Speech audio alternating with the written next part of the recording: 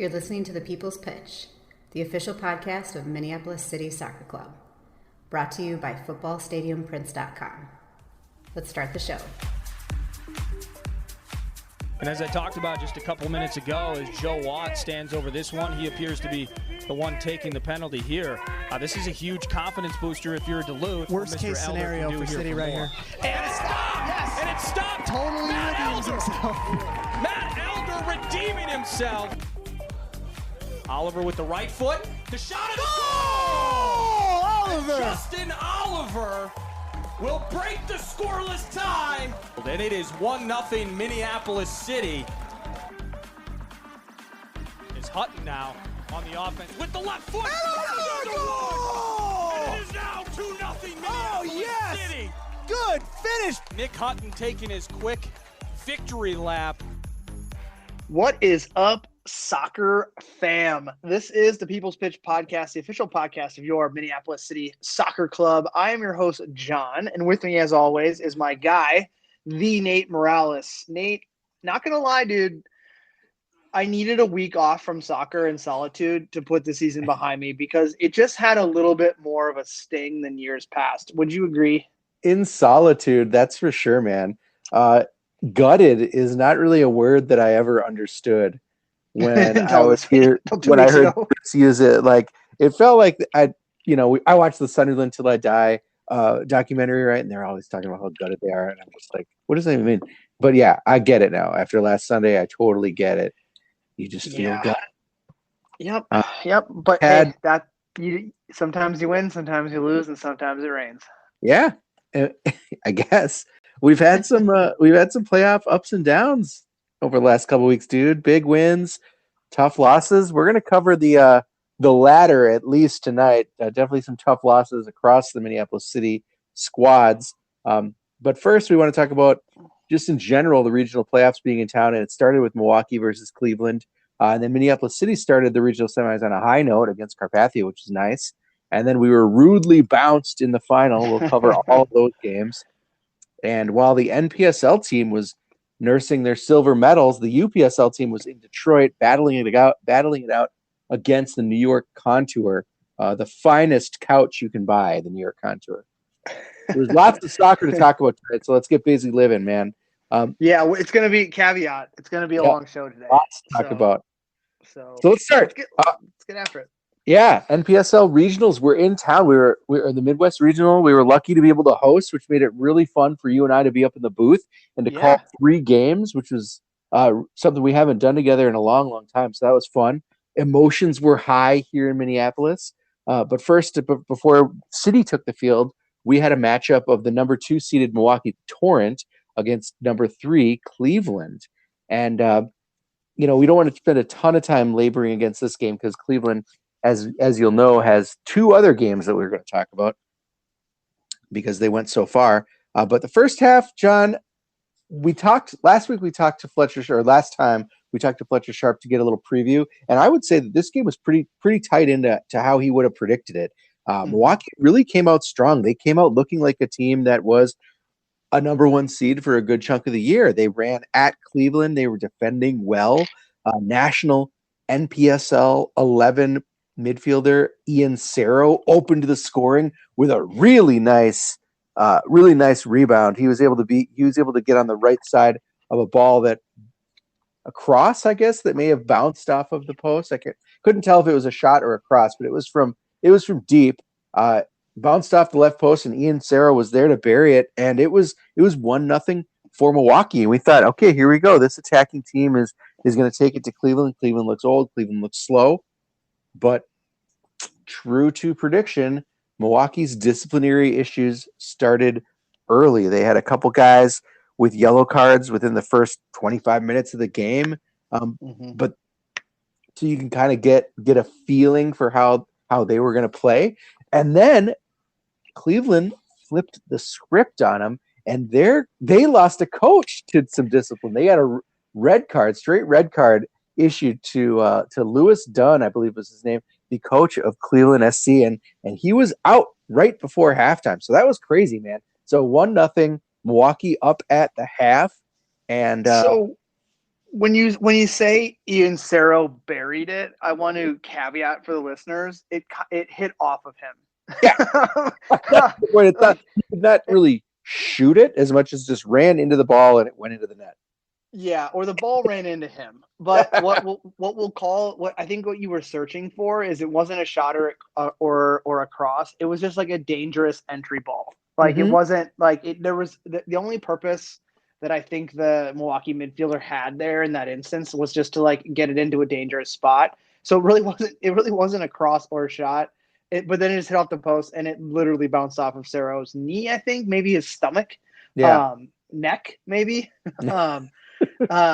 But yeah, I think you're correct. I mean, wow, Fletcher was right. There's not much more to really say there. He called it spot on for how both teams kind of come out and how they play. Kind of my three kind of points that I pulled out of that first half was I was impressed with Milwaukee's attack, and not just how they were structured or even like formational positioning.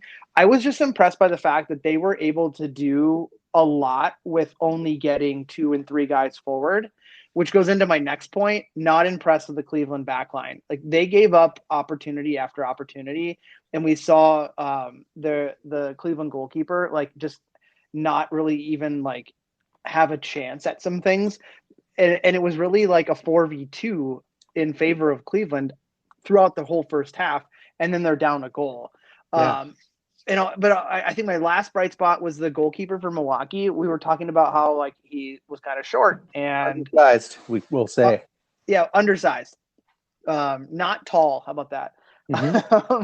And he what he made up for was coming off of the line quickly, and he closed down multiple attacks that would have been goal scoring chances, given that Cleveland's we'll call it their front three didn't have a ton of speed. Right. So he did a really good job of like closing down gaps on first touches or on through passes, and really kept Milwaukee in the first half, and then ultimately helped them keep their lead into halftime. Yeah, agreed. And they did have that lead going into half, but Cleveland, man, they showed their veteran ability, I guess. They stayed methodical, and Milwaukee really couldn't find that breakthrough second goal to put this game away. And as we said, Milwaukee had some foul issues, some disciplinary issues, and that bit them. That started biting them in the 54th minute, and it continued to bite them all the way through the end of the game. An early second half penalty kick got Cleveland the leveler at in the 54th minute, and then the wheels came off, John. Milwaukee really kicked themselves out of the game. There were reds from second yellows at 57. That was Sam Novak, I think his name was. The Warhawk. Yep. A foul and then a subsequent red to earn the winning PK, and then a subsequent red as the defender just decided to lay down on the penalty spot. And I don't know if it was in protest or what, but that got him his second yellow and a red card. And that was at the 86th minute. And I mean, unbelievable for Milwaukee to have had they had it all. They had the flow of the game. They had their attack working. They looked to be the most dangerous team, and they just played themselves right out of the game, losing to 2 penalty kicks. Yeah, I mean, both sunk by Admir Sulovic. Cleveland did what they do. They just found a way to win, and they did it 2 years ago, and they did it, I believe, 4 years ago as well in a similar spot. You know, it was via 2 penalty kicks, which is kind of like ho hum, but they don't matter. They won the game. Yep. I thought that the first penalty kick was an absolute no doubter. The second one, I understand the protest by Milwaukee. It was kind of clumsy.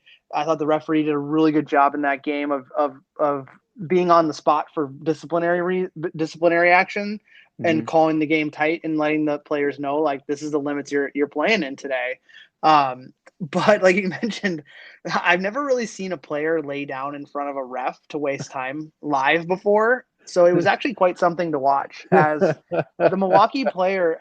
For those of you who aren't from the area, the citizens who are our supporters section, they sit on the far west side of the stands, and the player in question got injured basically on that side in front of where our fans sit, then proceeded to, while the melee was happening and the protest was happening for the call, proceeded to limp his way all the way down to the other end, the east end, probably about 85 yards, and then just laid down in front of the penalty kick taker, right in front of the referee. And then the best part was that it was so anticlimactic that he was going to get a red card, because as soon as he laid down, the referee already had the cards out of his pocket. It was just holding them until the trainers came out and the guy stood up, and then he just showed him his red.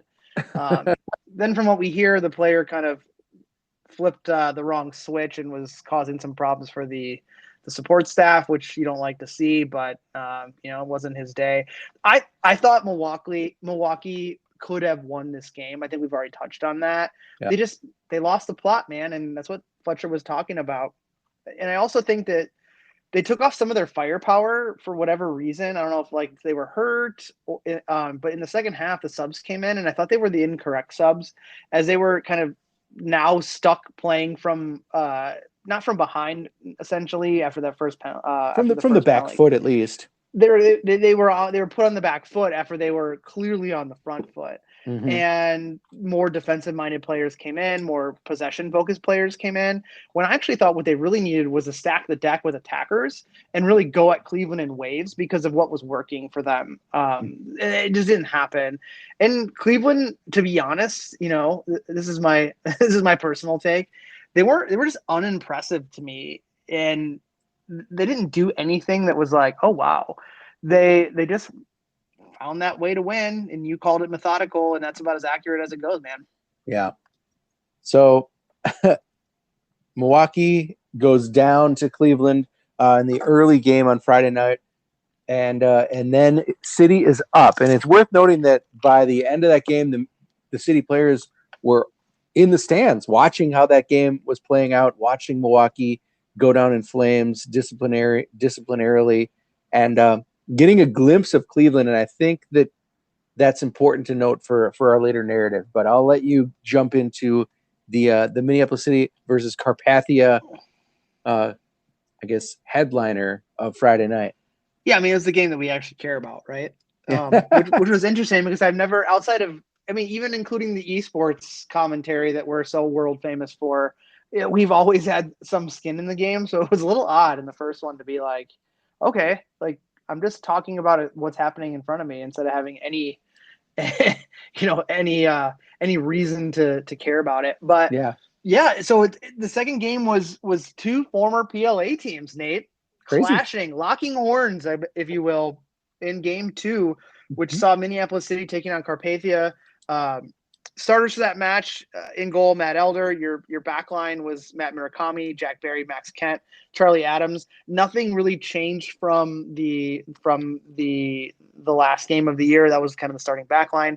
Then your midfield was Aiden O'Driscoll, making his I believe his first start of the year, and earned it coming off of that spectacular goal that he scored in the season ender in Rochester. Then you had Max Stegwart, Eli Goldman rounding out the middle three, and then Lionel Vang, Will Kidd, and Mito Yusuf up top. And as far as the bench goes, you had Ben Schliemann, Jonah Garcia, Aaron Olson, Ian Smith, Dom Mesgen, Nick Hutton, and Kevin Andrews. So lots of firepower and lots of quality on your bench, which is what you need in a playoff scenario, because you really never know what you're going to need to do. Like, are you going to need to chase a goal? Well, you got three guys that can do that for you, or two guys that can do that for you. Do you need a lock up shop? You got that as well. Do you need a PK save? You got Ben Schliemann. So so yeah, that's kind of how we rounded out as far as personnel goes. I think and this game, John, was nice from the get-go because City did have that confidence. We had that swagger, number one seed in the country. Carpathia definitely had to play themselves into this position and traveled quite a ways within the week. Right on Tuesday, they were in Duluth, going 120 minutes plus PKs against Duluth to win that game. And then by Friday, they were back in Minneapolis with a short squad, only about 15 guys, I think, maybe only 4 bench players, right? Maybe 5, I can't remember. Mhm. But so City goes into this game definitely with the swagger, and they were able to assert themselves early. Physically, our attack was too much for the Carpathian backline to deal with. Mito Youssef is perfect in those kind of situations. He pressed their backline really well in the early stages of the game, and then was able to win a lot of aerial challenges. And one of those aerial challenges ends with him heading the ball to Eli Goldman, who ends up 1-on-1 onto net. And his shot is, I'll give it this, the shot was well saved. That keeper had a number of really nice saves throughout the game, but in this case, he was only able to parry the ball to his right, and Eli hustled over there, and he ran 3 guys. I can't believe that he got to that ball before the keeper was able to get up and recover, before 2 defenders were able to recover and track back, and he netted the opener from extremely short range. I think that's just a real nice hustle goal, little bit of skill to maintain or to gather possession and get that shot off in the first place, but that goal was all hustle, the end result. Yeah, absolutely. I would totally agree with you. One thing I noticed, and I've since followed up, is that Eli doesn't really celebrate his own goals. He has celebrations for other people's goals, and we'll talk about that here in a second. That's true. I guess he did do that, didn't he? Because he wasn't really interested in celebrating that goal. But then there was another goal, and speaking of physically dominating the opponent, I watched the replay a couple times, John. Aiden O'Driscoll gathers the pass at the top of the 18-yard box. And if you pause at the moment that Aiden has the ball at his feet, there are 4 defenders in front of him.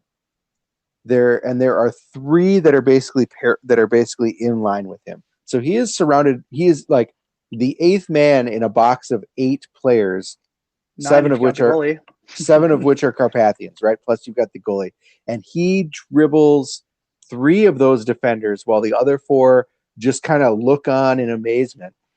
And his shot goes through the roof of the net, and City was up comfortably 2-0. One of the best goals of the season for Minneapolis City, just due to the sheer power of it. When you the domination on display there, John, of Aiden to kind of gather a pass, get sneaky, get like one of the defenders literally bounced off of him, and then he was able to dribble his final guy whose ankles might still be on the field, Igor Nelson. and that poor spin move, he turned the guy around, and that poor keeper had no chance. So that was amazing, and I think, like you were saying, the celebration for that involved Eli Goldman. He celebrates other people's goals, and you saw like Aiden do his thing, and then Eli is off just to the side playing the guitar. Just a little bit of air guitar. That's cool.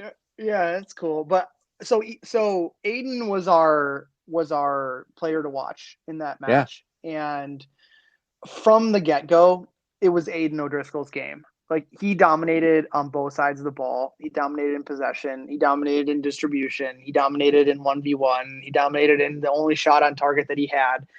It was really Aiden O'Driscoll's game. And the interesting thing is that, in 2019, what was the combination that took us into success? It was Eli Goldman and Aiden O'Driscoll. And near the end of the season there. Yep, and it's the same thing that happened. So it was really great to see. I mean, at the 2-0 point, it was like you and I just put it into first gear, and we're like, all right, let's just get out of here, get healthy, get ready for Sunday. And I think that the City players did the same thing. I think that they moved down from, maybe third, in some instances, fourth gear into second gear, and we're like, all right, we got this locked up, because Carpathia they didn't have it anymore, and they traveled with missing some very key people on their roster. So I thought it was kind of over by halftime. Yeah, they had a regional top 11 attacker, a regional top 11 midfielder, and a regional top 11 defender. And I think only the defender made the trip. So their firepower was lacking. And then they started chasing the game, and it was clear in the opening minutes of the second half that attacking play, as they chased the game, was only going to stretch them out even more and leave them open to the counter. And we capitalized on that in the 63rd. Will Kidd, by the way, just a madman up and down that right side the entire game. He had a number of really nice runs, couple of shots saved rudely by the keeper, and this time he drives to net with only one defender in the way. And rather than take it to the defender and the keeper, he just slammed on the brakes, and he found a wide open Nick Hutton on the left side of the net, who was able to just pass it into goal for City's third. And from then on out, like you said, it was just kill the game, stay healthy, conserve your energy. You know, Nick Hutton was the guy to have in at that moment in time, because he was able to kind of stay. He's always a imposing physical presence at the in the attack, and he was able to kind of continue to boss and terrorize the Carpathian defenders. They really could not find any sort of attacking buildup, and it was 3-0 all the way home. I think with that Will Kidd kind of we'll call it an intervention. He what he does to defenders is he sets them up. You know, he's not always gonna go to target with a ball he has, but he'll set up a defender with like getting them to lean one way for a few plays in a row, and then he'll like you said, he'll hit the brakes. And that just sends not only the defender the wrong way, but also the goalkeeper. And that's exactly what happened here. And then Nick Hutton knows that. So he needs to anticipate, a rebound if Will's going to shoot. But he also has to anticipate like finding that half yard or 2 yards of space that he can get in order to be there for the cleanup job. And that's what happened. And there you go, off into the regional final. Yeah, well done. So that was it. Regional final came up the next day. The victorious teams, they meet again on Sunday.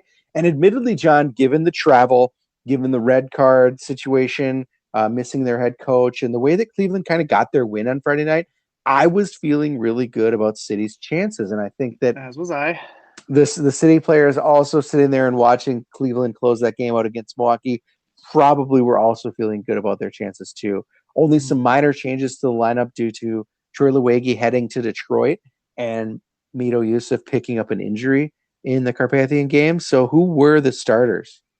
The starters were Elder Murakami. Jonah Garcia slotted in the back line for Max Kent, who had to report to Syracuse early. So we knew that was coming. So Jonah, very capable person to slot in there. Charlie Adams, Max Stigard, Dano Driscoll, and Eli, Lionel Vang, and then Nick Hutton replacing Midu, and then Will Kidd. So you really only had 2 changes, one for injury and one for just a personnel change. Yep. Then as far as your bench goes, you had Big Ben Schliemann, Justin Oliver, Ian Smith, Aaron Olson, Abdallah Ba, who slid in to cover for the inclusion of Nick Hutton, Dominic Mejian, and Kevin Andrews. Yeah, John, in the first half, I'll tell you what, it was frustrating to watch, almost impossible to keep our cool in the booth. It was a tale of near misses, frustrating bounces. I've been watching Ted Lasso this season, and unlucky is a sneaky theme this season. I think unlucky as a word is coming up quite a bit, and there's a lot of questioning around like, what does unlucky mean? And you got to admit that City was truly unlucky that day. It was not a matter of using unlucky as a word to brush off a mistake, or using unlucky as a word to make you feel better for maybe a bad choice. Like, we were literally unlucky as fuck. 3 chances hit the woodwork for Minneapolis City, only a matter of inches keeping the game from being an absolute rout in the first half. But as they did in every game so far leading up to that point, Cleveland kept their composure, and they struck when the opportunity arose. They pounced on a bad pass, and there he was again, Cleveland's number 10, Admir Sulovic, drilling home a long shot, his 3rd goal of the short week.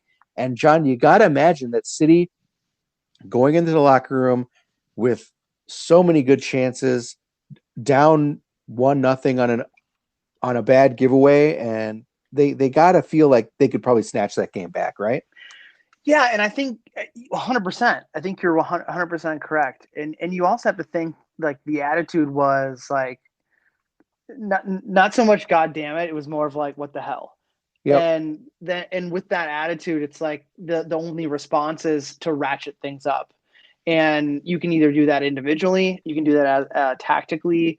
There's a number of things you can do to eliminate the unluckiness, and that's just keep creating chances. And I thought that even after the goal, it was like, okay, well, yeah, that went in, whatever. We've been scored on before, not often, but when we've been scored on before, we know what to do. And we started to just like plug the formula in, and it was working. It was just still that unluckiness. And instead of the unluckiness of the beginning of the first half where we're hitting the post, it was just like the extra effort on a pass that just missed, or the switching of defenders wasn't as smooth as it could have been. Just like or guys running into each other, slipping and falling down, things like that. And you're like, this is just going to be maybe one of those days. But they fought hard.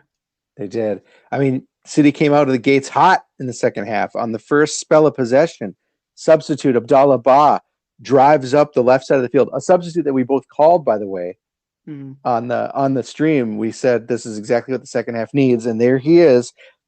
He drives up the left side of the field. He finds Stiggy in the middle, who ends up switching it over to Will Kidd, and Will's cross was punched away by goalkeeper Connor Cable. And Eli Goldman was there again, Johnny on the spot to bury the rebound.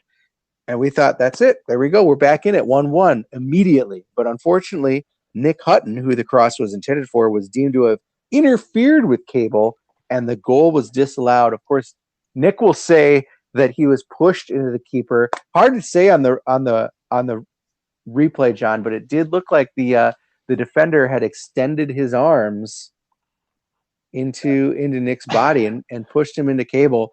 I'll say that even if Nick wasn't there, I don't think Cable was going to be able to move himself as far to the right as he needed to save that shot from Eli. But so now whatever. That we don't have to worry about the league. That was a bullshit call. We don't have to worry about the league coming down after the season's over. That was fucking garbage, man. And the reason why I say that is because the center official was right there and allowed the goal, and it was the lines person who then flagged him over and told him that it should be disallowed, who is completely shielded by all of the action when the guy who's in charge of refereeing the war is right there and deemed it appropriate. And like you said, I don't think Cable had any chance at getting there at all. Like literally at all. And Nick Hutton was pushed into the goalkeeper, but even though he was pushed into the goalkeeper, it didn't affect the goalkeeper's ability to try to make a reaction save. So no, I mean, he made the initial save, right? And I think it's kind of one of those things like almost like when there's an onside non or offside non-call, right? Like if you're not in a position to make a play on the ball, they're not going to call you offside. Yeah. Right. But if you're talking about the letter of the law, Nick did interfere with the goalkeeper. I mean, he did get a piece of him, but it didn't affect the play, like you're saying. So yeah, I mean, I'll call it like it is. You can go back on the stream and watch it. It was a bad call, and the center official should have overruled the sideline official. I think he made a call that to listen to his help, but in that instance, your help is 25 yards away, and you're 4 yards away. You're right there. So, yep. So, but hey, you can't take them back. So you just gotta persevere and push forward. And I don't know, John. It feels like the dagger came for Minneapolis City when Jack Barry slipped and he fell. And he left a huge window for I think it's Connor McAvenue, right? To fire an absolute laser past Matt Elder from deep. And that's another mistake, another defensive mistake, another long range chance buried. Cleveland had only been allowed 2 shots in the game, but they had 2 goals to show for it. And to me, that had to be deflating for the guys. So many chances, so close, nothing to show for it. And Cleveland played convincing possession-based soccer to see out the win. Minneapolis City really at no point after that in the game unlike in the Joy of the People loss, Minneapolis City after that never seemed to really put the pressure on Cleveland to come back at all into that game. It felt like Cleveland had an answer for anything City put on the field from there on out, and they coasted to victory. And I'm gonna give my own personal opinion. The better team did not win that game, and the better team did not win the Milwaukee versus Cleveland game either. And it doesn't matter. The better team doesn't have to always win the game. That's why you roll the ball out. So that one was the way in which it happened. I thought that the McAvenue goal was a really great finish, but again, it happened because our center back slipped. It's like, I'm not giving you credit for that victory when we had a goal disallowed. We hit the post 3 times, and you had one really good sequence of a goal in the Suljovic goal. That was a quality goal. But you get into the second half, and it's like Cleveland didn't do anything of substance. Literally, even defensively, when they weren't committing guys forward, they still weren't able to defend the waves of attack the City was coming on and applying. And the better team didn't win, and that's what made it so difficult for me to swallow. And then watching the games last weekend, which we're going to talk about here in a second, made it even harder for me to swallow, because I was like thinking about all the ways we could have done better in both of the games.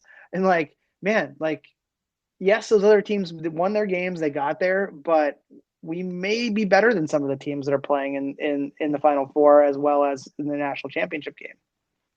Yeah, I don't know. Hard to say. I think the game fucking sucked. And it's definitely one of those. It's definitely one of those things where it's like you could just feel the air come out of the team in a slow leak over the course of the second half after that first goal was disallowed, and then there was just never anything of substance happening on the field to pump the guys up to give them a second wind or anything to get them back in the game. So that really blew total chunks.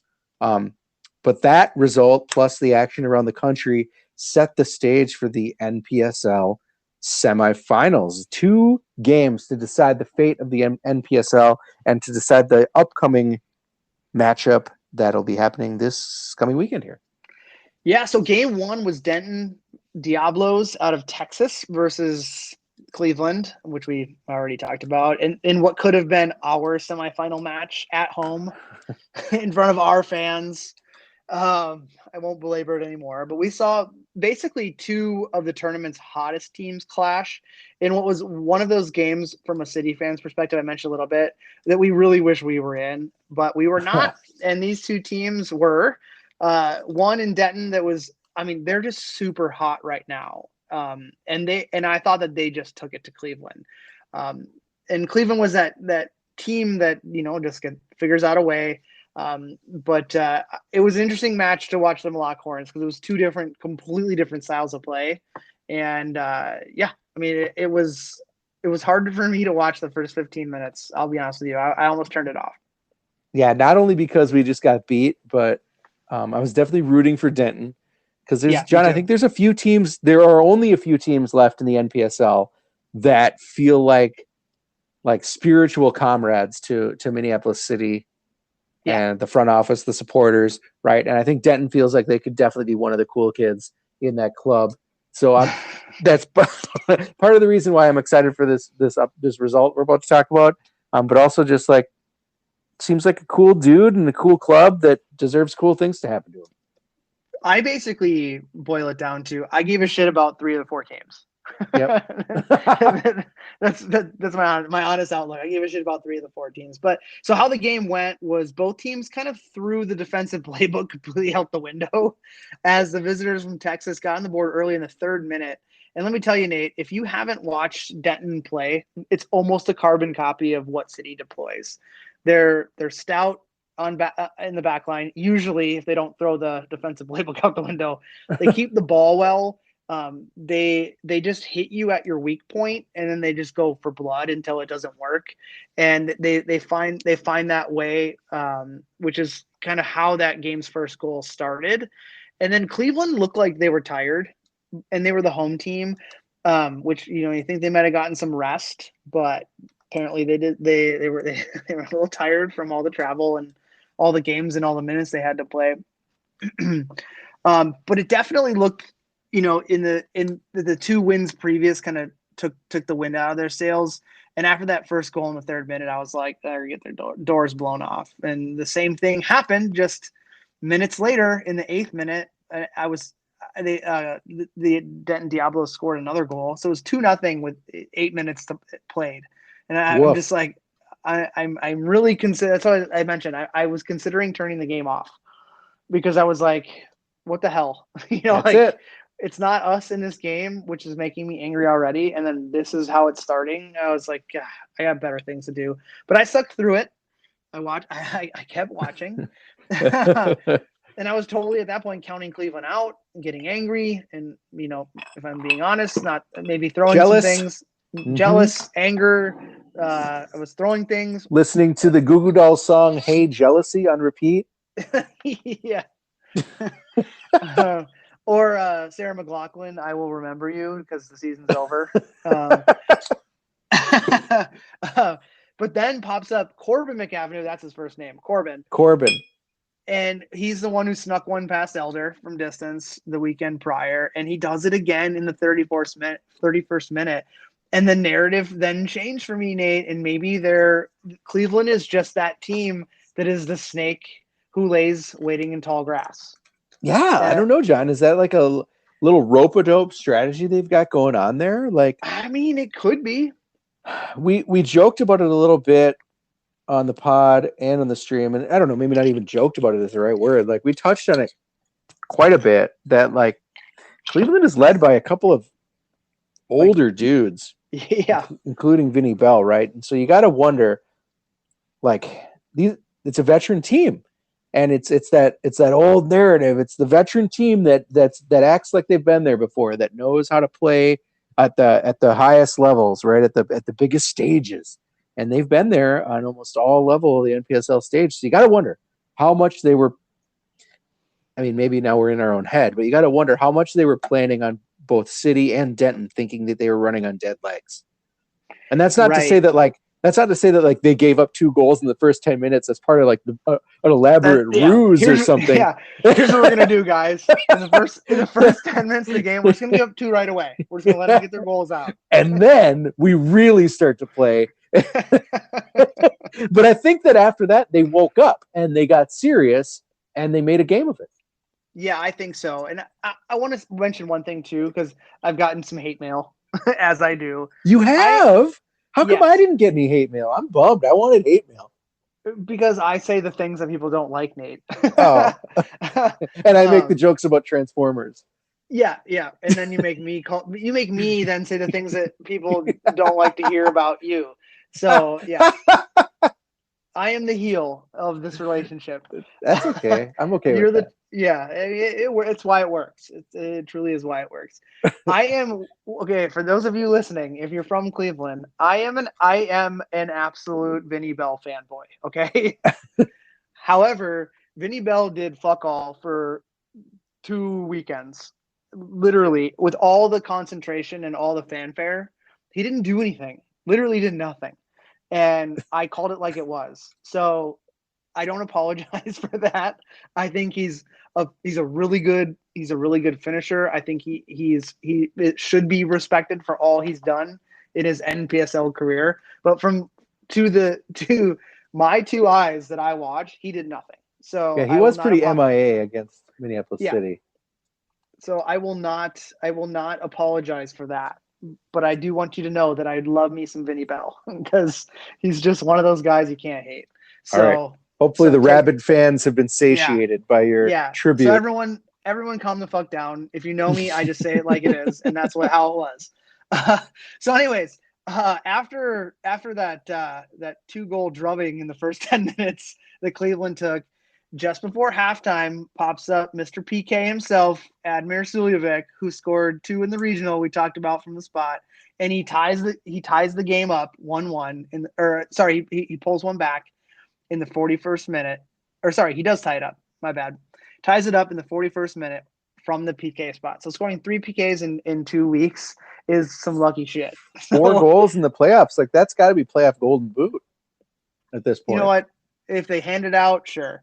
But again, it was like Cleveland they're figuring it out again, and they're figuring it out by having their third penalty kick in 3 games. And I was just like, God, really? So the rest of the half was just nervy with both teams really playing not to make mistakes. And Cleveland had dreams of pulling the ace out of their sleeve, but there was no blood in a less than eventful half, and we were headed to some free soccer, Nate. So extra time love it. Yep, love some free soccer. Extra time starts, and Denton started the same way they did at the beginning of the game. Scored the early goal. I believe this one was in like the 5th minute of extra time. And then they flipped the script, and they didn't pack it in. They decided to open it up and press. And I think they were doing that with it was the rope-a-dope. They were doing it because they were like, they did their own. Now we got him. Now we're going to go for blood. And they opened up the game, and they tried to press, and it didn't work. And they stretched it out. And essentially Cleveland pulled another one back. And Cleveland was even more out of gas than they looked against Minneapolis City. And they pulled one back. And I'm thinking, like, you got to be kidding me. Are they going to do this again? But it was not their day as Denton finally pulled it together. They stopped committing as many guys forward. They kept the ball. They moved the back line around through possession, and they scored the final goal and the final scoreline 4-3 to Denton. They punched their ticket into the super game this weekend. The super game. I would also say we are avenged, John. How exciting! Yes. Thank you to Denton. After I think I would say a flurry of goals in the playoffs, I can honestly say that this game could have been City's last stop anyway. You feel otherwise, but I think Denton is an excellent offensive team, and I don't think Minneapolis City has really played a team that can score like that yet this year. So they may have done us like they did Cleveland, but I will still thank them for the service of avenging our loss. Now, Nate, is where I disagree with you. There we are. That's all right.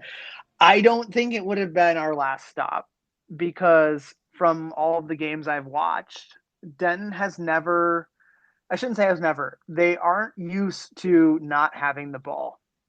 And a lot of the teams that they played against were very direct, very NPSL North, very direct, got the ball, looked for knockdown, second ball opportunities, and that was the league they played in.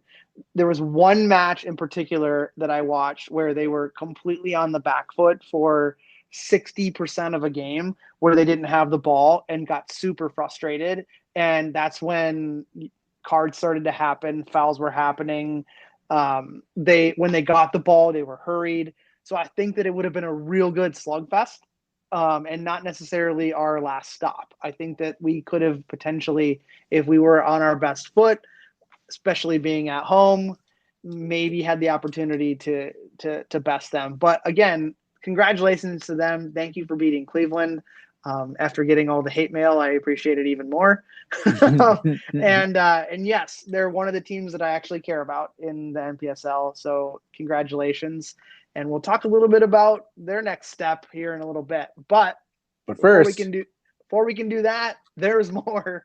Two storied clubs, we'll call them. I think couple of my personal favorites in the NPSL met in the semifinals, and I'm talking, of course, about Christos FC out of Baltimore and Tulsa Athletic out of Tulsa, Oklahoma.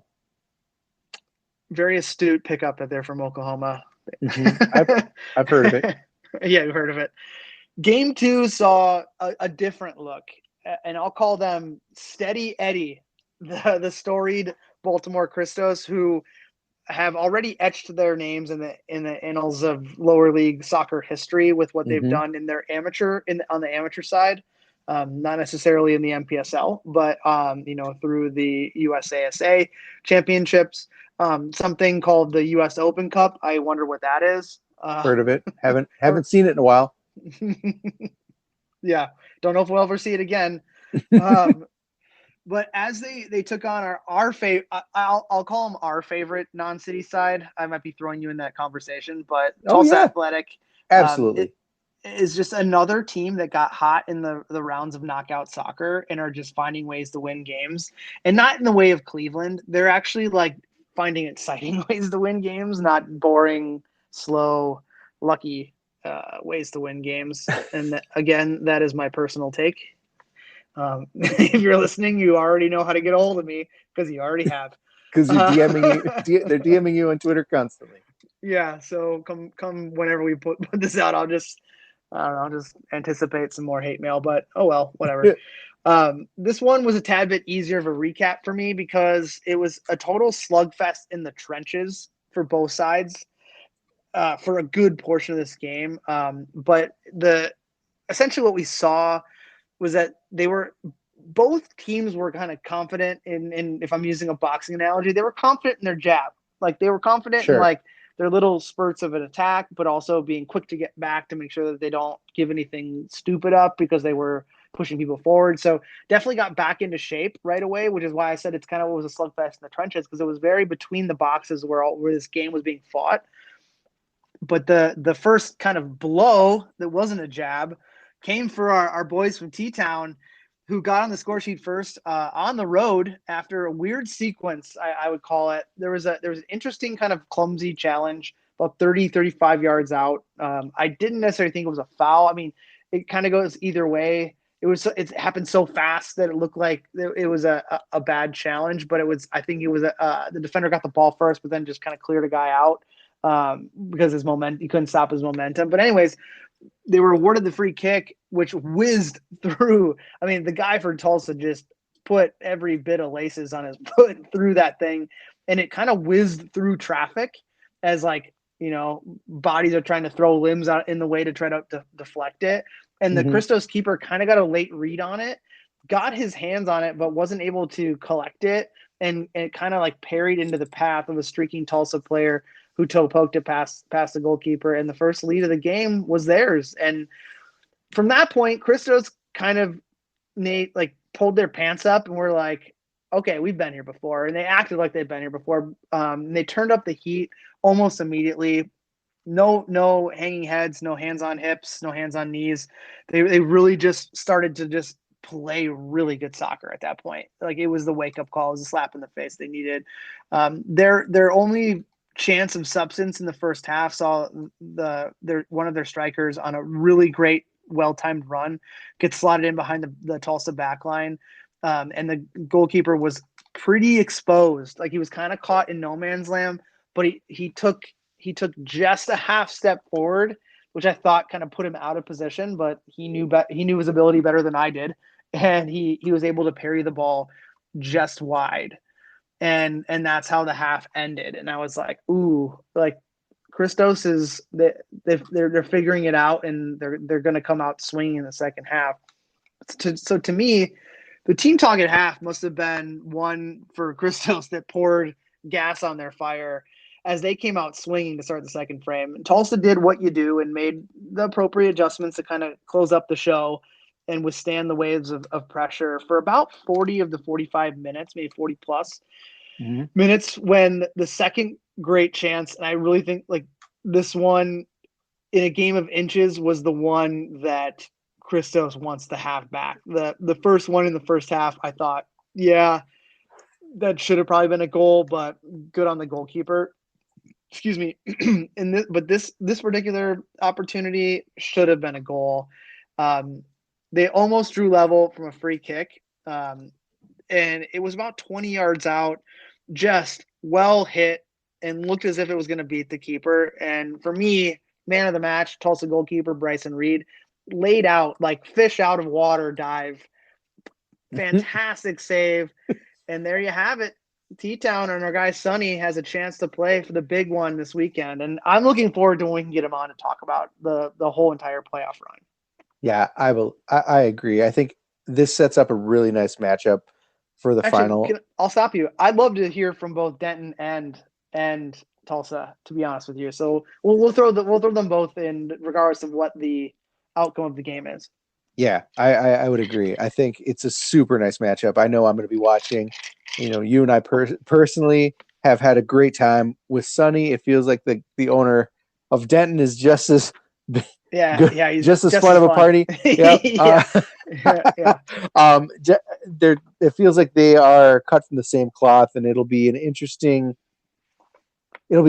soccer match to see how the clubs that they have built differ in their makeup and in their style. I think Tulsa's defensive acumen, their smart attacking play is going to be up against what I would say is a withering Diablo's attack, but like you said, not super comfortable when they don't have possession.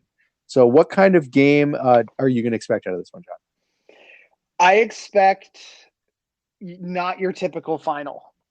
And what I mean by that is not your typical playoff soccer game where it's a lot of feeling out, not, just being safe. Yeah. I was going to say, explain it to me like I've never watched an NPSL final game.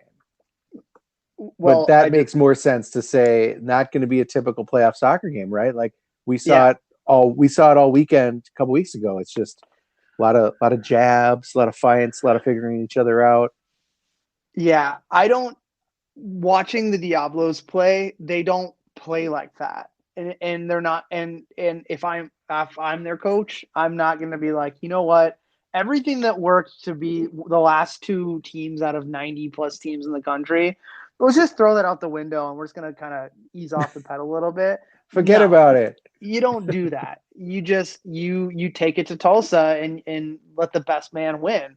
And for Tulsa, there's no way in hell that any team under the banner of Sonny D'Alessandro is going to be like, you know what we need to do? We just need to play non-attractive soccer, and we just need to sit back.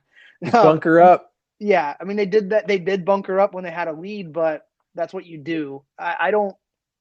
But I also don't think that this is going to be a goal fest like the 4-3 Cleveland Diablos game. I think it's going to be a 2-1 game, and I think it's going to go in extra time, and I think it's going to be Tulsa with some sort of dramatic late winner. And I say that because what we didn't get an opportunity to see in the previous match against Christos because of just true personnel needs for Tulsa to like have some of the substitutions come in for more of a tactical reason, which was locking up shop. There are some really good off the bench players that a couple are a little longer in the tooth that have been there before for Tulsa, but they just happen to be on the bench because there's younger players that can do what they do and do what they do better now in their careers versus these players that have been with Sonny and Tulsa for a few years. And also some younger players that they have that are just chomping at the bit to get into a game. With Christos, I don't see that. I see more of like the total Diablos. With Diablos. I don't see. I feel like they throw out more of their guys to start a match and to try to ride or die with them, and then hope that the situation calls for a substitution that favors them on the bench. Okay. I don't think they have the firepower, so that's why I think it's going to go into extra time. It might be 3-2, might be 2-1, but I think it's going to go to Tulsa. I think it's going to be a late winner. All right, there you have it. John's prediction. Make sure you watch. It's probably on 11 Sports, right, or whatever. On whatever. It's going to be on some shit stream that has no production value, but whatever. It's the Super Game. If you're not following either of those teams, you got to make sure you check them out on Twitter. They do a really good job. So very professional, and very good. Congratulations to both of them. I mean, regardless of us being there or not, it's super difficult, especially with the changing of personnel this time of year with guys going back to college. It's really tough. So congratulations to those guys. And like I said, I gave a shit about 3 of the 4 teams, and I'm glad 2 of them got in. I'll say this before we move on. Like there is, as I mentioned, there's definitely like an upper echelon of NPSL teams. And for a while, Minneapolis City, while not really making it to that stage, was rubbing elbows with those kind of teams on just by virtue of our social media presence. And I think that attracted the right kind of ownership personality, that attracted the right kind of personalities amongst owners. We've made a lot of really good allies in the NPSL because of the way we operate and the attitude that we have and the product that we put on the field, regardless of the results. And these are all teams that are top notch along those same lines. So if you want to support some teams, What's that? No Persian rug salesman in No. this mix. If you want to support some teams this weekend, you couldn't find two better teams. So get out there and watch this game and support who your favorites are. I'm rooting for Tulsa, but I'm not going to be sad with either result. And John, just when you think soccer talk is over, we got to switch gears quick to the Rookery. MC2 also on the road 2 weekends ago in their own chance to make it to the UPSL Final Four as they took on the New York Contour United FC Couch in the regional final in Michigan. It was UPSL games tend to be a little harder to digest because you don't know the players, you don't know the teams, you don't really know what their backstory is, but you've done the due diligence. Tell us how this one went.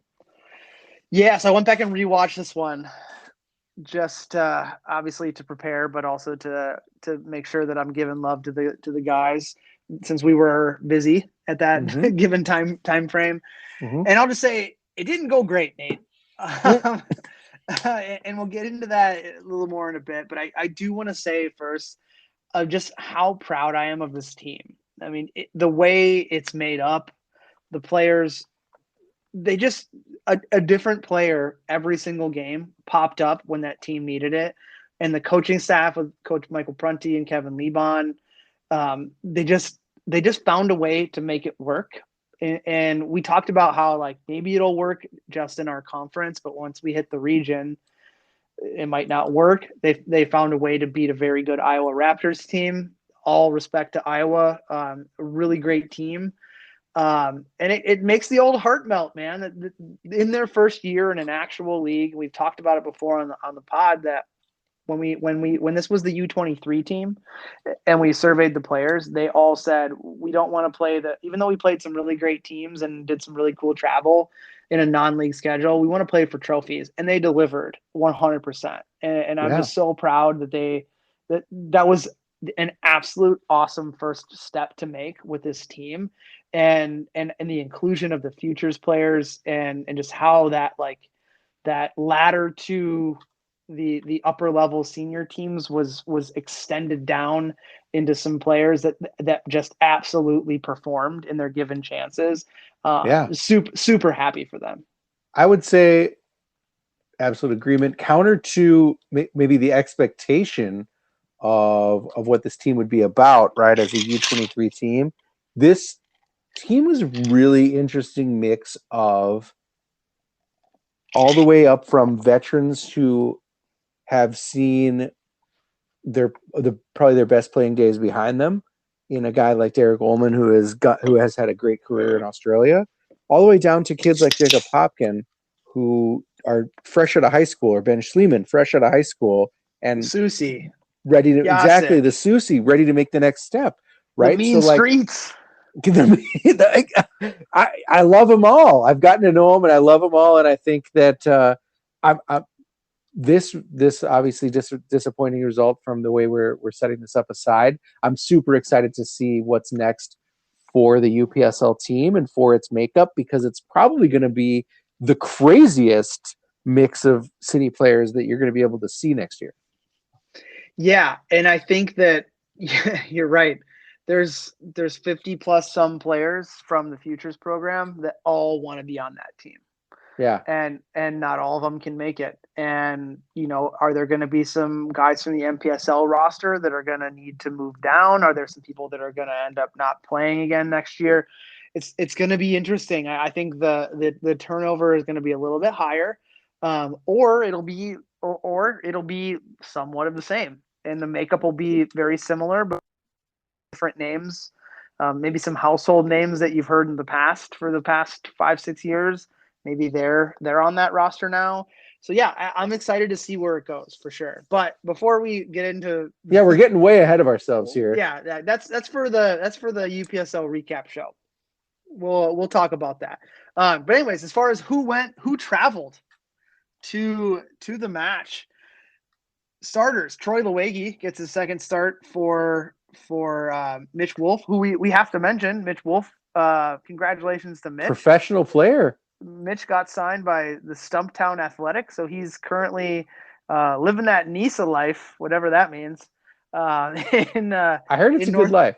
I mean, it depends on where you're at. If you're in Hartford, Connecticut, the NISA life sucks. If you're in Detroit, no, he's in North Carolina.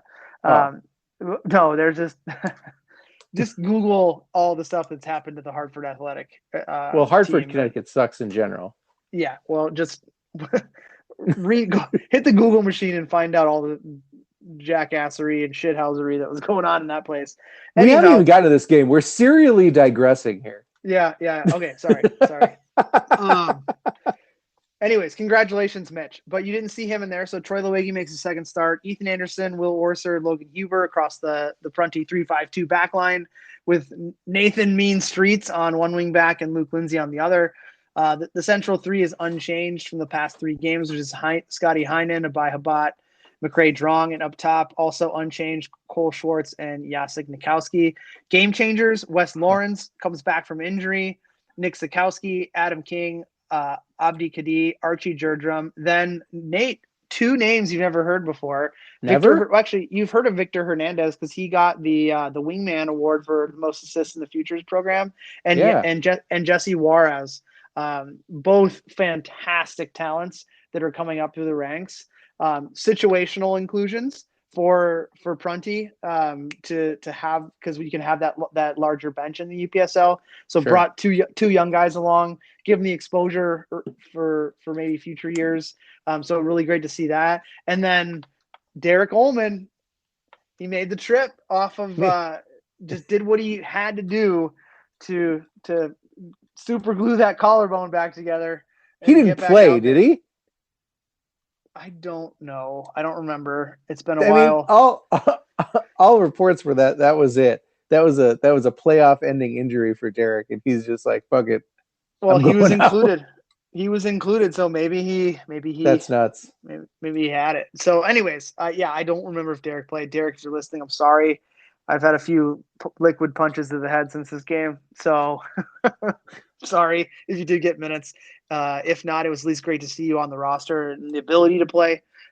So happy you had a speedy recovery. But anyways, like I noted, Nate, to set this up, this just wasn't our day. And we kind of predicted that at some point the Rookery was going to run into a buzzsaw. And that buzzsaw, Nate, was from the state of New York. Yeah, the Long Island. Yeah, a very seasoned side in Contour. I mean, they were bigger. They were stronger. They looked as if they had played together for longer. Just all the things you didn't want to run into, but we had to. It was our matchup. And from the jump, they were able to get on the score sheet early in the first half. Little nice 1v1 from their left winger that forced Troy to kind of make the decision to come off his line, and he did. Mm-hmm. And literally, like, talk about unlucky, just following the unlucky cloud following the club around. Troy made the decision to come off his line, and a split second before he was able to get to the ground and outstretch his 9-foot wingspan, the guy just lumped just a limp pass directly back to the penalty spot where one of his friends was sitting there, and was able to slot it home. And now we're down 1-0 early. Yeah. And I was like, God damn it. That was the goal that we missed, right? Because that goal pretty much happened right before we were done broadcasting. Yeah. And that's about when we started watching on the stream up in the booth.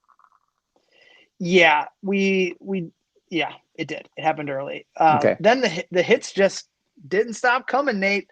Luke Lindsay who I thought had a fantastic year for the Rookery, ended up on the wrong end of a 50-50 challenge, ended up fracturing his foot, which for real? Later. Yeah, we found that out later.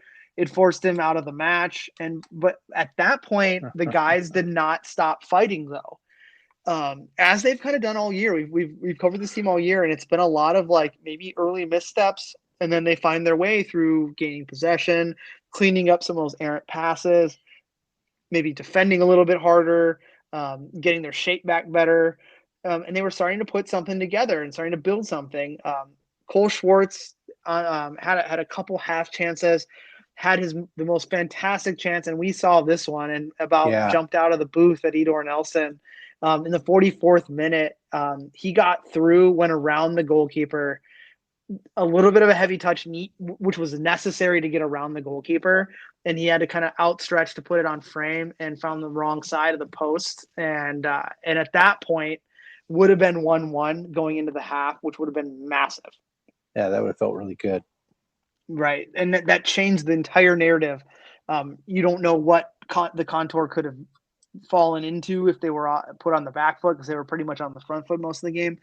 So the second half, again, the guys came out fighting, but were caught on a half counterattack that saw the Mean Streets had to track back, and he wasn't the last man back, but he was, it was deemed that he did foul a Contour player, which I thought was a smart foul because of where it was. It was on kind of the corner, left corner of the edge of the box.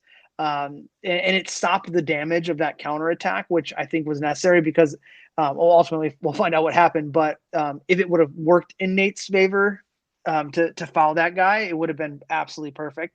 But the Contour was able to pull another one into the scored column off a free kick that it kind of caught because of the angle. It was kind of in between a shot or a cross. But the Contour player clearly had the goal in mind, and it caught Troy kind of leaning the other way. I wouldn't even call it the wrong way because he was anticipating the cross coming in, and it was a well bent ball right to the near post, and he almost got a hand on it. But there we go, down 2-0. A pretty big hole against a team that clearly looks like they'd been there before, or at least played at a high level before. And that's when the subs started to fly in, but the Contour was just too much for us to pull one, now two back, even though we had some bright spots there in the second half. And the Contour on to the UPSL Final Four, and we are not. And the theme of the day was unlucky 2-0 losses. And that happens, and soccer is a bitch, and I'm done. Yeah, that is definitely the theme of the day. That feels rough. I would say that this one felt a little easier to swallow. I thought, like you said, there were maybe fewer chances for Minneapolis City in Detroit against New York, which is a confusing thing to think about. But all in all, I think great season for MC2. Amazing group of guys, amazing mix of ages that were able to come together and fight all their way to the Elite Eight of the UPSL. And who would have predicted that, John? No, I never would have predicted that. Like, I thought maybe conference, maybe run into the Bavarians. Yeah.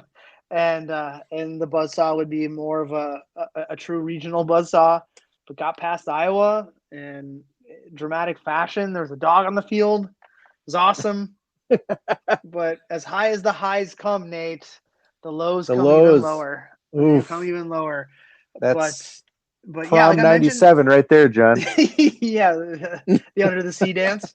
Well, that's going to be all for this week's show, folks. Thanks again to the show sponsor, footballstadiumprints.com. Oh, man, here we go. I haven't read this yet. Is your t-shirt game as limp as my 40-plus-year-old trouser snake? You're getting mean. Does your coffee mug look like you beg for change off Highway 94 to supplement your low-paying creative job like I have to do? Well, then it's time for you to make some life changes, my friends, and footballstadiumprints.com has options for you, featuring the amazing t-shirt and mug designs of some of the greatest stadiums in soccer, including the Nelly, home of the Crows. They come in all sizes, from kids to XXL. So you can do like I did and purchase a few to supplement my full wardrobe of Boogaloo Boys Hawaiian print shirts. Now you too can look stylish at events like your run-of-the-mill garden party or my Wednesday night Alcoholics Anonymous meeting, which I'm not doing very well. What's better, City fans can head over to footballstadiumprints.com and use code CROWS10, CROWS10, to save 10% off your orders. You can rock the home of the Crows and all the rest of your favorite soccer teams on your shirt, on your walls, on your mugs, anywhere. Thanks again to our friends at footballstadiumprints.com. And remember, they may be overseas, but know that all U.S. orders will ship from these United States. So there are no additional international shipping charges. And John, me and my don't tread on me friends really love everything US of A. So I really appreciate that fucking shit. Also, remember, if you have purchased anything, please go over to the old Google review machine and put in a plug for how happy you are with any of your purchases. Like take a break from Gab or Telegram or whatever the fuck you're doing right now, my friends. And you got to get over to Google and do it. If giving back to the community means a lot to you, maybe it's time to give to the club that gives back. Minneapolis City is a 501c3 that provides a safe, reliable, and fun environment for young people to play the beautiful game, like through our Futures Program Scholarship Fund. I think there's going to be tons of opportunities this winter for young people to get out and for Minneapolis City to support boys and girls clubs and the like. So I think that you really should consider a tax-deductible donation to a true city-focused organization like Minneapolis City SC. The regular season concluded. The playoffs have concluded. We're all done. So really, it's all about your off-season, your burning off-season questions. Like, what do you think is going to happen in Minneapolis City starting now and running through March, April, and into the next season of May? If you've got questions, you got to let us know. Send us mail. It's easy. Hit us up on Twitter at The People's Pitch or through email at mcscpodcast@gmail.com. And all of your questions, comments, and concerns are welcome. But your complaints, well, you got to send those to at MPLSCitySC. Thank you all for joining us this week. That does it. I am Nate. That was John. The 2021 season is over. God, I can't believe it's over. It barely began. Just like my failed side hustle as a children's birthday performer. But we're gonna have full season wrap-ups coming for you for both the UPSL and NPSL squad, as well as, of course, we've got an upcoming game against Forward Madison that we're gonna want to preview and recap. So there's plenty of content on the docket for the People's Pitch. Some really special guests, and of course, our official, unofficial People's Pitch end of the season awards. So stay tuned, friends. And until next time. Yeah. Oh, geez.